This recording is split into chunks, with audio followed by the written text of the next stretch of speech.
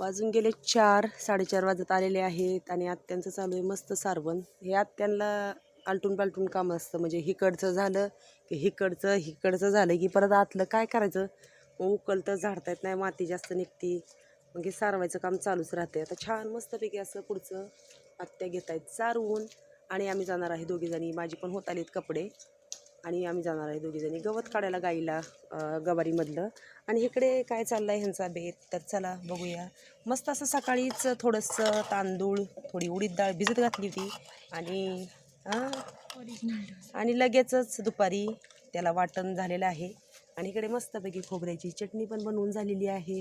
थोडीशी मोहरी घातलेली आहे, कढीपत्ता, हळद घालून अशी फोडणी मारून मीठ टाकून फोडणी घातलेली आहे, अशी खोबऱ्याची चटणी. आणि इकडे असे मस्त डोसे बघा लगेच तयार, असे छान मस्तपैकी डोसे आज चुलीवर तयार झाले.